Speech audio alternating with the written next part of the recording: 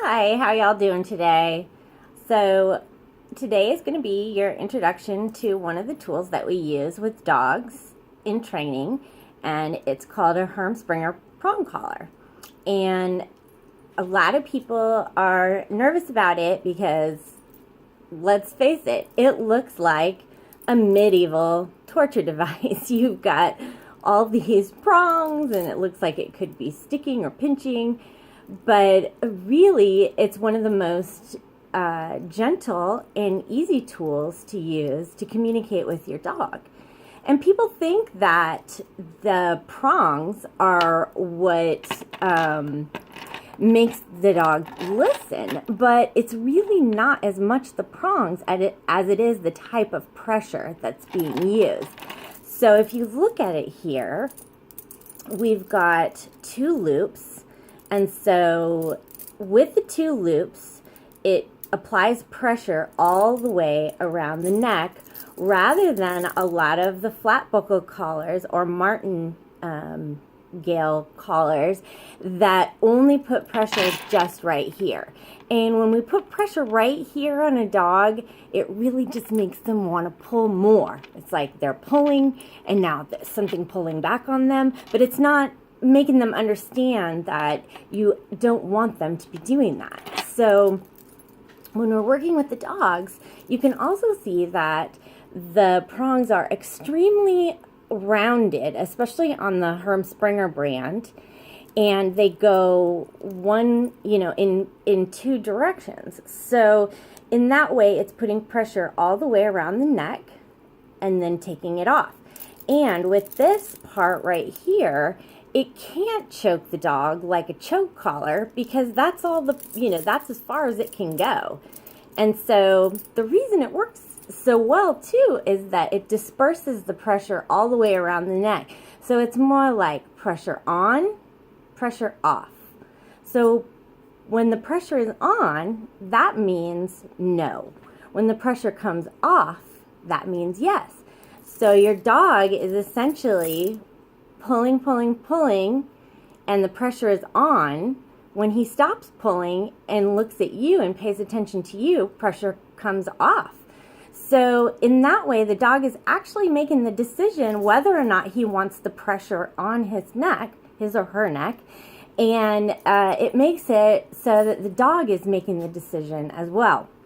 You'll also see that these when it's on the dog's neck, it's closing, but it's not like pinching or poking necessarily. All it's doing is putting pressure on. And when we're using it, we're not really, yes, there are times when we will pull it harder or pop it to get their attention, but most of the time it's a very soft, steady pressure. And so the way you think about it is that when you have this type of collar on, it's soft as you can be, but firm when you need to be. And that works really well for dogs. And it really communicates to them, I need you to pay attention to me. I'm here to protect you. I'm here to lead you. I understand more about the world around us than you do, the human world, that is. And so it really helps them to relax and start to look at you and pay attention to you as a leader and builds your relationship with them. So this collar is not meant to, hurt them or make them, pain into submission or anything like that. So, and I will also talk about the fit of it. You may have seen it where people have it on and they've put it over the dog's head, and so it's very loose and kind of flapping around, and it doesn't really seem to be working for them. The dog's still pulling, lunging, barking. So when it's on the neck very loose, it's not really getting the communication that your dog needs to be getting as when it's put on higher and tighter on the neck. And so the way in which we're going to do that, this one has a nice little buckle right here. So once I get it to the size that I want it prong-wise, then I can just go ahead and put it around the neck. And here I'm going to have this part always stays neutral. It is called a dead ring.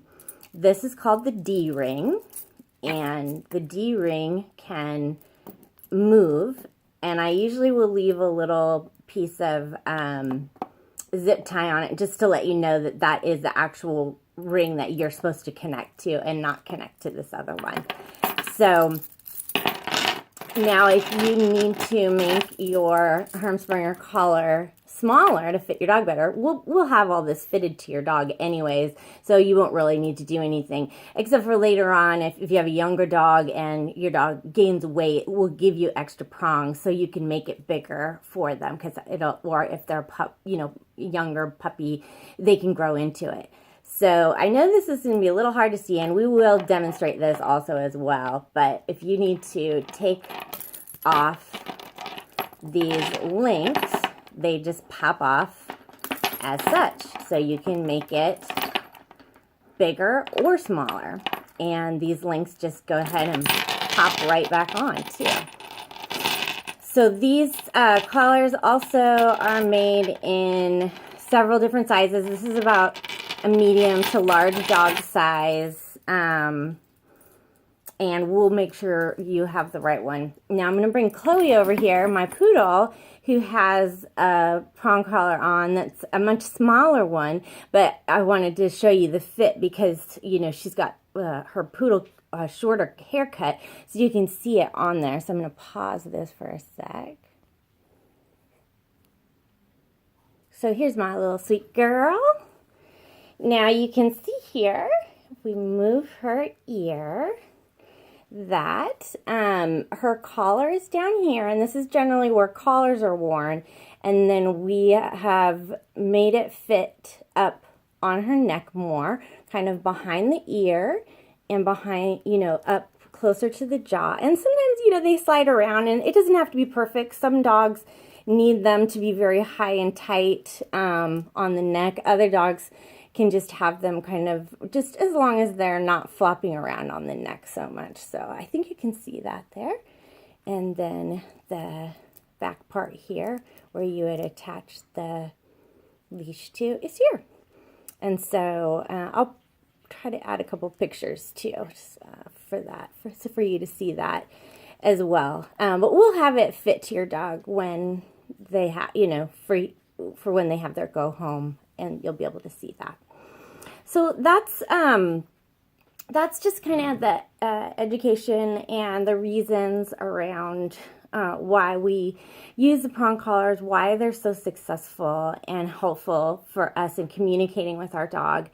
I do feel there's another part of the prong collar that is helpful, and when you see dogs and puppies playing or in the wild, you also see them using their mouths on their necks, and they correct on the neck, they play with the, you know, with the neck, they, you know, bite, and you know, you can watch and see a mother puppy will hold the puppy down when it's doing something naughty, and then will release when they've kind of surrendered in that way. So in a lot of ways, I do feel that the prong collar is a very instinctual sort of tool, and that I think that's another reason why it works so well.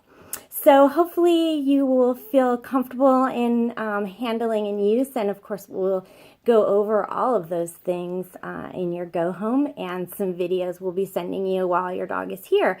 So any questions or comments you have, go ahead and send me an email, and I will be happy to address any other questions that you may have about that. All right.